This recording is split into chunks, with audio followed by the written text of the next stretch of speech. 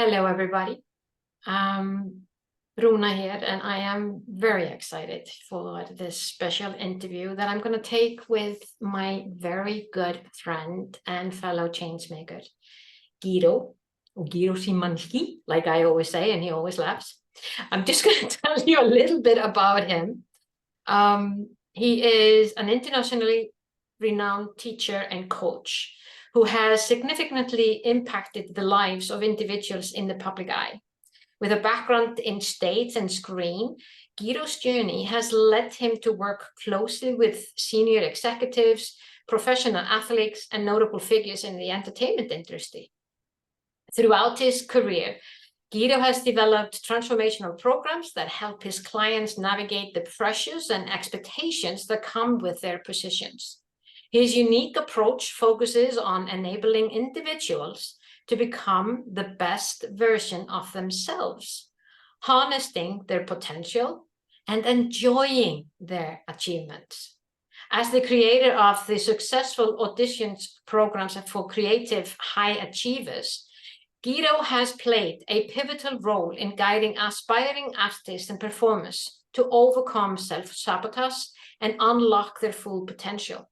Through coaching, he helps his clients excel in their respective fields and cultivate a deep sense of fulfillment in their artistic purpose. Gido's approach to coaching and teaching is rooted in the belief that individuals can draw on 100% of their potential, even in the face of immense pressure and expectations. By helping his clients develop a strong mindset, tap into their creativity, and enjoy their accomplishments, Gido has become a trusted advisor and mentor to high-achieving individuals seeking sustainable success and personal fulfillment. His work amplifies the essence of leadership beyond genders, at least how I see it, as he guides individuals to break free from the social expectation and embrace their unique strengths and talents. Gido's teachings inspires individuals of all genders to step out of the confines of gender roles and society norms. This enables them to create a powerful impact in their chosen field and lead authentically and purposefully. And if that isn't being a leader with beyond gender, then I don't know what is. So welcome, Gido. Thank you. Where did you find all that? I know you. So it's when you know a little thing, you can put a little thing together. But let's dive into our conversations today. And I want to start with this topic about unleashing your inner high performer. You have worked with numbers of high achieving individuals and to help them tap into their full potential. And you talk a lot about being in the natural flow of life. Can you share some techniques or practices that can help leaders, regardless of gender, unleash their inner higher performance and being able to consistently operate at their peak level, trusting their natural flow at the same time? Yes, dive straight in. So it might be important to understand that when we say I work with people in the public eye or under immense pressure, these are footballers from the national teams, and these are male and female footballers in national teams, where we already are entering the gender roles, you know. These are people who are on stage, especially in musical theater, but also film, pop stars, and of course, corporate CEOs. What combines them is that they have to perform under a certain pressure while dealing, as we all do, with their conditioning. And what I love to dive into, always love to dive into, is the conditioning of each individual mindset. And conditioning is how are we being brought up? And that is by your teachers, by your preachers, by your family. But of course, culturally, there's a huge impact on how I am supposed to be, what I'm worth, how I have to show up. And then, of course, nowadays, very different to how it was 10 or 20, 30 years ago. Culturally, or cultures are mixing so much. So you have people very often growing up in a multicultural household. Because you were a child of an immigrant, or parents are different cultures. And I find that very interesting to see when I work with people. So it's all about looking at what belief do you hold about yourself when you're facing pressure, when you are aiming for a goal, when you are trying to fulfill your role. When you try to lead, you talk about leadership a lot. When you are a leader, that brings up so many different triggers, because you are leading people. You have responsible not only for the people you lead, let's say for your employees, but also for the people you serve, for your company. So that brings up already so many different triggers in you. And then culturally, since we talk about genders, is okay, how do I see myself, and how do I believe people will see me? Yeah. So that's just a little preamble to understand. There's always a back door. I see, your face is giving it away. There is so many back doors we just have to keep in mind. So a technique, or that's not really a technique, is always, always, always, always, always. One of the biggest things I used to have on my mirror is, don't believe anything you think, especially about yourself. Oh. Now, that's going to piss off a lot of leaders, because they are being paid to think. However, our thinking will always come through our filtered minds, through our conditions. Yeah. And I used to say, or I like to say, what I say and what you hear are usually two very different things. And vice versa. What you say and what I hear, I already know. You have filtered it and I have filtered it. And therefore, I am creating a story out of this. And if you just manage to take a split second in every big decision to go, okay, what I'm feeling here, how I react, what I'm thinking, is this really what I'm thinking, or is part of this a conditioned reaction? So that is one step I would always suggest. Don't believe anything you think. Question. Always try to take that bird's view on the situation. Always take yourself out and try to see the situation from the outside. In doing so, one technique I love, and that has a big bow actually, is setting an intention before everything you do. So if you are clear, if you go into a meeting, for instance, and I am me in my gender, being in this conversation might trigger some people. That's a story you're already telling yourself. Yeah. Therefore, you go in with a story you transport no matter what you say. Yeah. And it's not just your body language. I am absolutely sure that we transmit on so many we communicate on so many different levels. It's not just body language and the sound of our voice and the words. The feeling has hit before. And when people roll their eyes at me going, well, I don't believe any of that energetic bullshit, I go, do you or do you not feel if someone enters the room and they have this dark cloud around themselves? You don't even have to see them. And 9 out of 10 people say, of course you do. That's all I'm talking about. Yeah. So you bring in a story that runs in your head, and most of us don't check in. What's the story I'm telling myself? Oh, they will belittle me again because I'm a woman, or because I'm too young, or because I'm a man, or because I'm too old, or because I'm new in the position. And that's a story you transport. So by setting an intention, I would go into every meeting. I actually personally try to do that in any situation I enter. Go, okay, how do I ideally want this to unfold? Yeah. This is like the athlete that before the run runs that race in his mind. So it's like you have the GPS and you put the needle into where you want to go and where you want to end up. Mm-hmm.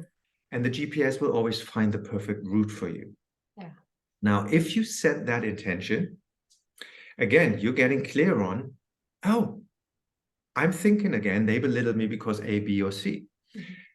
Now, I don't say, well, I don't want to be belittled. I go in and say, in this meeting, I will be seen for all of my resources, all of my qualities, and all talents I bring to the table and why I am so perfect for this. It's going to be an incredible exchange between two human people and two leaders who are trying to reach the same goal or create something together.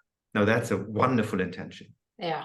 And then forget about it. Let it go and just enter your damn meeting. Yeah. Because then you got to let it go, because it will always be different than you expect. And the reason why I said before you create a big bow is this is how I start my day. Mm-hmm.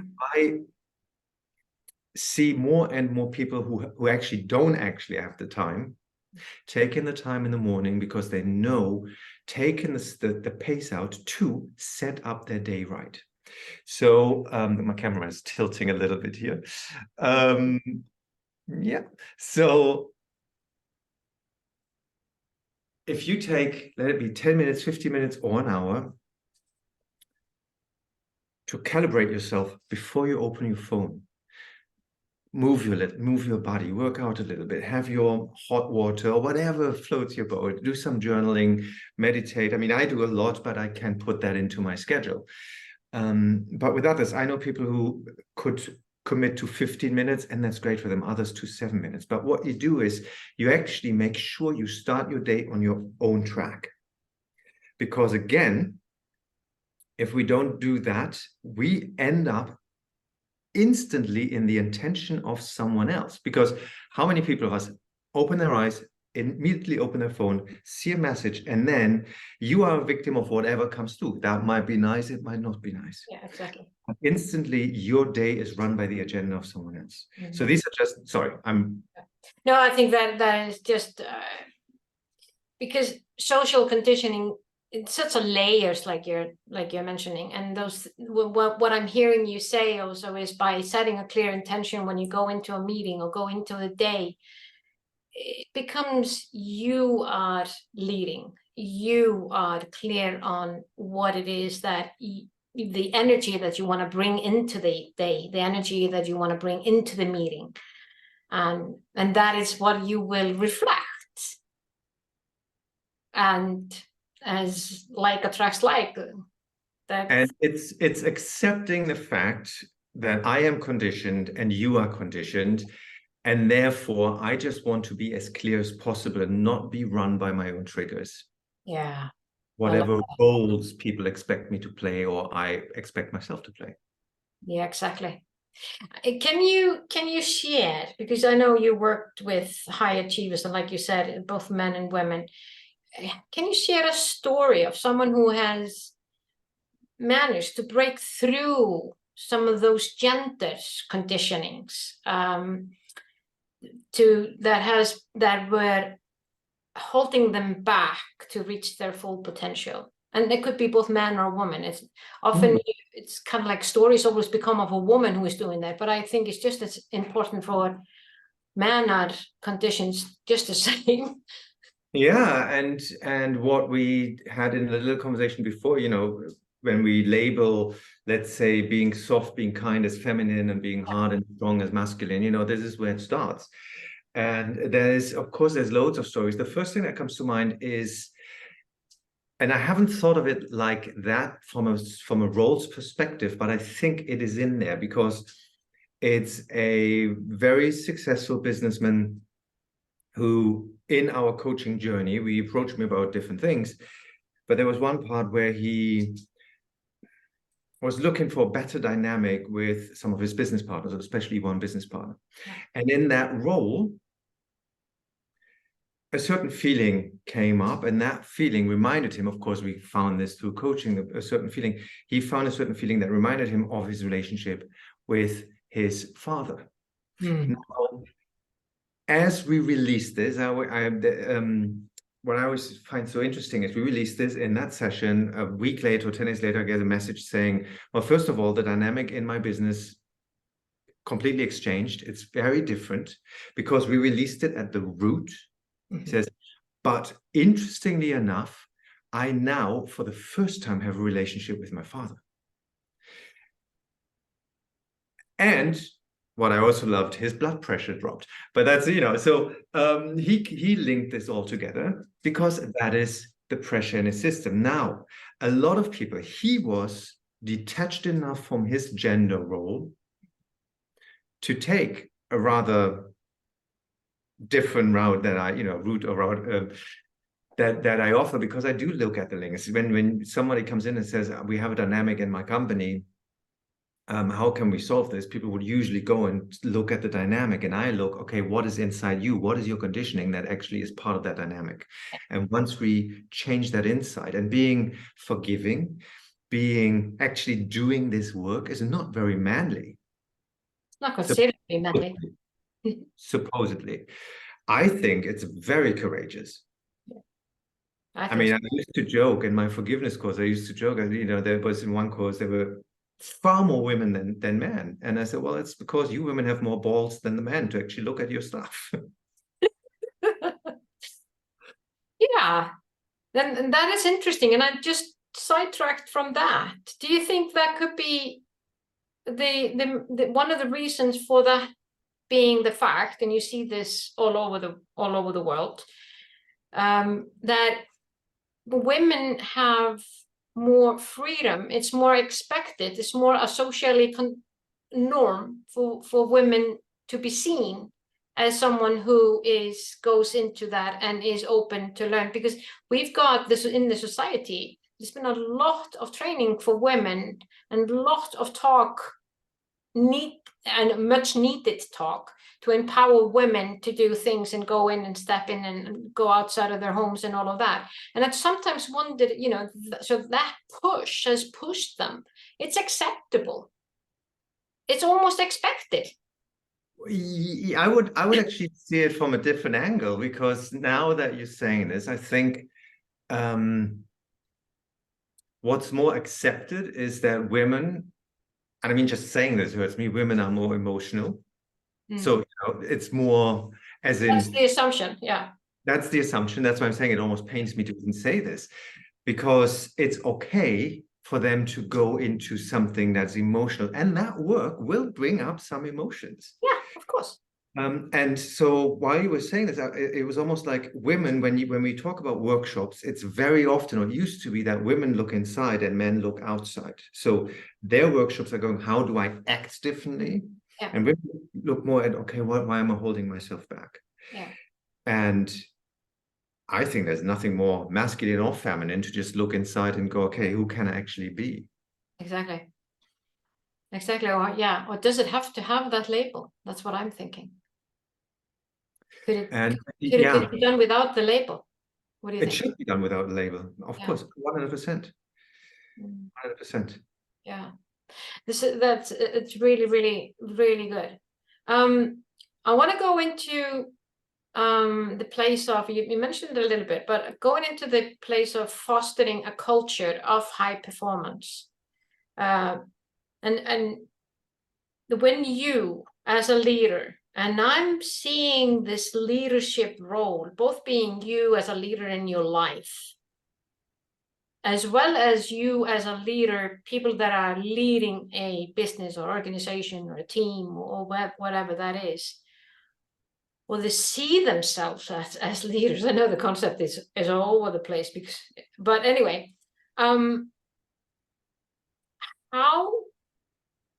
can leaders, how can people that want to identify themselves as leaders, let's put it that way, stay in their flow and create an environment that encourages and supports high performance among their team members, and do that where they do it inclusively, so that they become more aware of that unconscious biases, and they are holding the space, they are trusting their own flow in this process, and they can build a team where everyone in the team, regardless of how they see themselves, can thrive.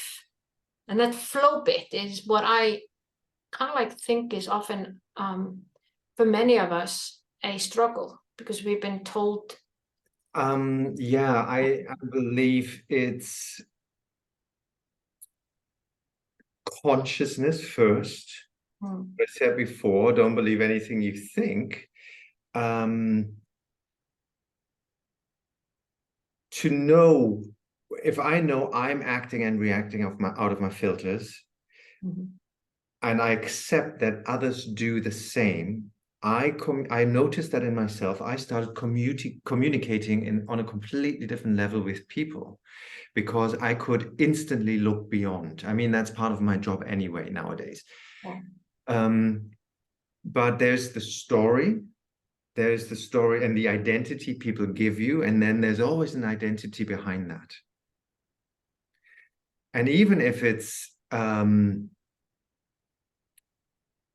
the identity, as I said before, not I believe I shouldn't be here, but let's go into a woman who's in a leadership position and who's in a man's world, that classic construct. Yeah.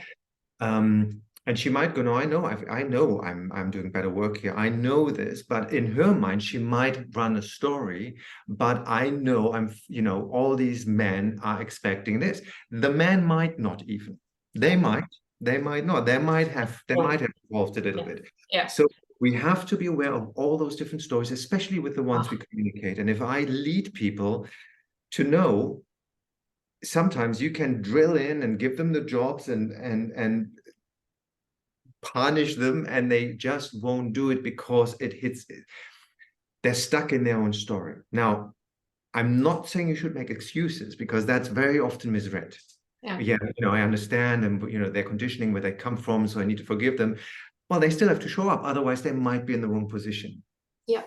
But it's always important to see the identity behind the identity, see the story behind the story, so you can actually look for the strengths, so you can then value them for who they really are. And then gender doesn't really, what's gender? Exactly. We make such a big deal of it. Yeah. And exactly, what is gender anyway? That's a good question. Thank you for that. From that angle,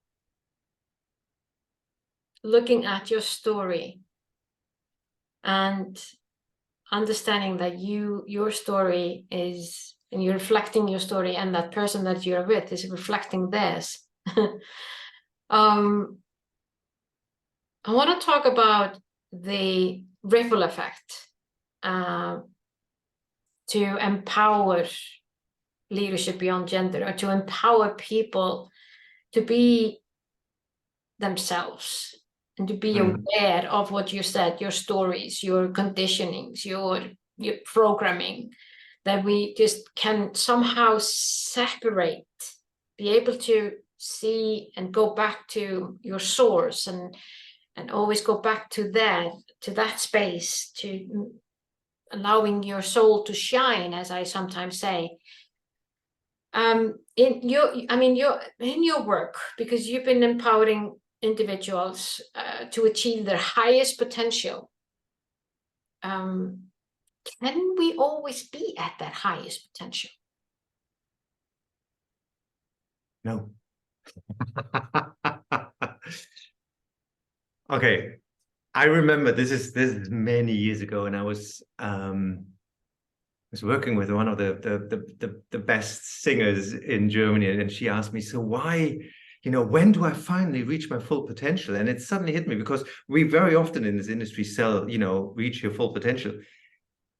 You cannot reach your full potential, because we are ever expanding. We see something that's very far out of my reach, something that I could do, that from my current perspective is my full potential.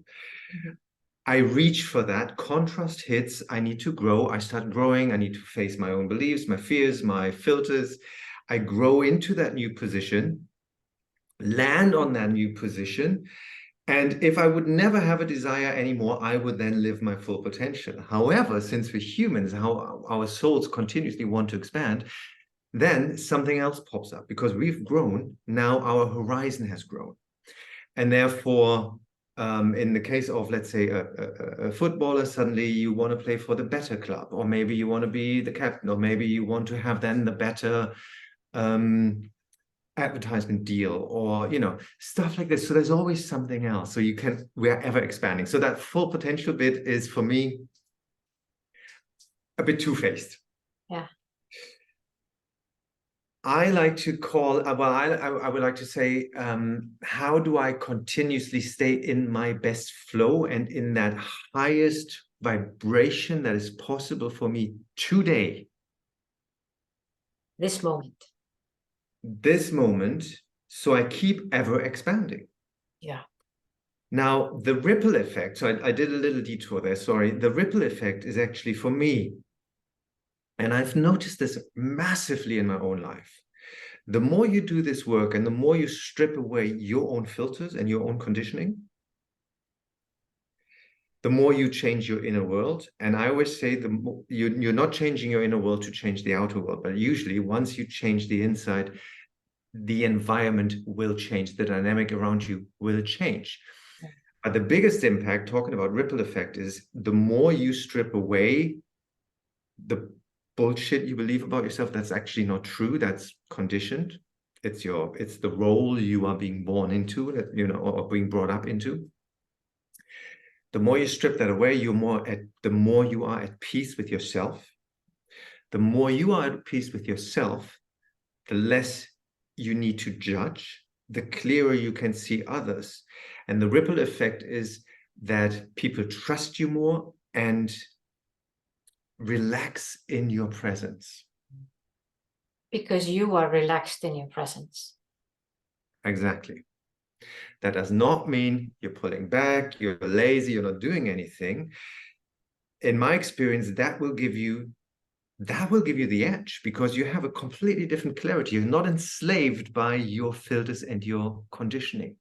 And when you're not enslaved by your triggers, you can see someone for who they really are and haven't decided they're not good enough simply because they wear a red sweater, they have a certain gender, or they don't fit the role. You can make clearer decisions, and that people can feel that. And that ripple, so people relax, they feel themselves better, they're more at peace with themselves, they work better. Just as much as violence has a ripple effect, or nastiness has a ripple effect in your work environment. Yeah, absolutely. So practical steps, is there any, when you are talking with your team and with your clients, are there practical steps that people can take? You talk about knowing yourself, trusting yourself, going there, the practical steps to get there. Is there anything that you can share? Yeah, definitely. Of course, we've spoken about the morning routine, for instance, just to set your day up. That's I find it massively important. Find something that works for you. One thing, especially in the work environment, that I find very helpful is, I call it check-in, check-out. Because energy is contagious. Feelings are contagious. So if I'm in a work environment and I go into a meeting and I come out of a meeting, I do that even with when I work with my clients. So if I'm in a work environment, I go into a meeting, I come out of the meeting, of course, I have set a good intention before. Maybe before I go in and check, okay, where am I emotionally? How do I feel physically? Where's my focus? On a scale from 0 to 10. So it's a 7, a 5, and a 9. Doesn't matter. It's literally just to have a gauge. I go into the meeting and I come out and I do my check out, or I check in again. So how do I feel now?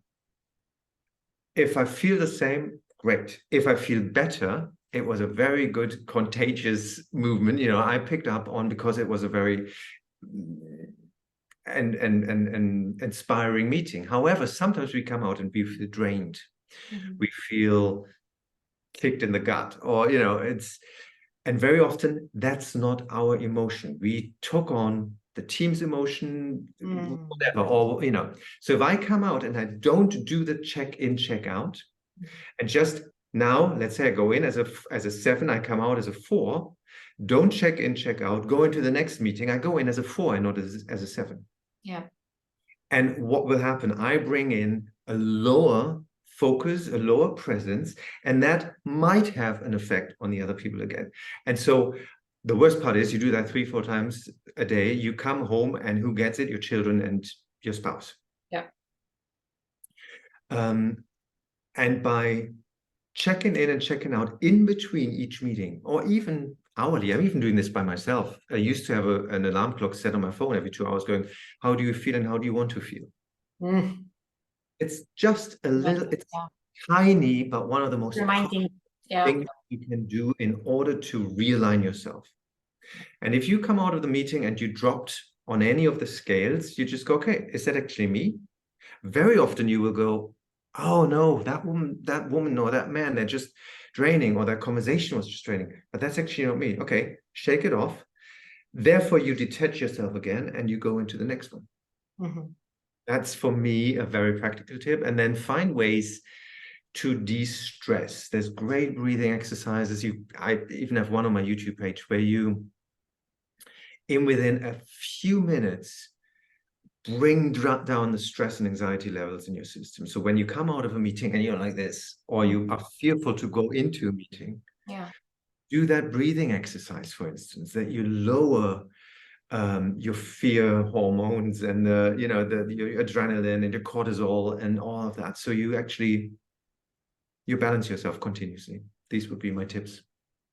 And these tips can easily become your habit. And your habit can easily become your rituals, and can easily become your that will be your day-to-day thing to do, and it will help you raise your vibrancy and be in the spot. There was this one thing that you said about in that meeting when you were talking about this, you come into a meeting and you come out and you are more than you were when you came in. Isn't that then exactly the moment where you feel that you reached your highest potential? Couldn't that have been that? Because I'm just trying to think of catching those moments. I wouldn't call it the highest potential in that moment. I would call you are, for me, that would be absolute flow. You are in an flow. You would call it flow, yeah. In an inspired moment where, in an inspired collaboration, it's a co-creation at its best. At its best, because you were in that space, and you were vibrating. Other people are as well, and you managed to hold the space there. Yeah, it's beautiful. And because you said that before, it becomes your habit, that becomes your ritual, and I wanted to say, and that becomes intrinsic. So if I have that moment, I would love to share a little bit about this, because when I started doing this breathing exercise, I call it the heart breathing. Some people call it the 2x breathing. I did it probably 20 times a day. Whenever I felt stressed, I brought my system down. And of course, it makes a bit of sound, and you can't do this everywhere. And then I realized I can do it a bit more silently. But what was interesting is I needed it less and less and less, because I used it in the beginning and the end of my day. But what was really interesting is at some point I realized I didn't actively need to do it anymore. It had flipped in my system as a warning signal. So suddenly my system would just go, and I would go, oh, there seems to be a stress. Because my body has learned over years, with that technique to de-stress, it would de-stress itself. I could therefore then do it in a conversation. I've even done it on stage. I used to be on stage myself. They're not mid-song while I'm singing, but because I've practiced it so much, it becomes intrinsic. And for any leader, for me, for any human being, that's gold, absolute gold. That is an absolute gold. I agree with you. And so true. So very true. Gosh, this is beautiful. I could talk to you forever, Gido, on this matter. Any final words that you want to share with my audience and the readers of the book, Leadership Beyond Gender? Start small, but start. I think people always think they need to, they need to climb the biggest mountains. They need to tackle the big topics in their lives. They need to have an hour morning routine. No. If you can do 3 minutes before you open your phone, do 3 minutes, but do them every day. Mm-hmm. Because that you will get a certain pride that you're taking care of yourself first. And then it might be 4 minutes. If you don't want to tackle the big emotional issues, find something that de-stresses you. Just start with something so you can expand, because it's not just about leadership, or it's not about leadership at all. This is about you being able to enjoy who you are. And if you're a leader, you might be born to be a leader. Most likely, you are in the position you are meant to be in. You might as well learn how to enjoy it. Yeah. You might as well learn to enjoy it, because at the end of the day, you're never going to get out of this life alive anyway.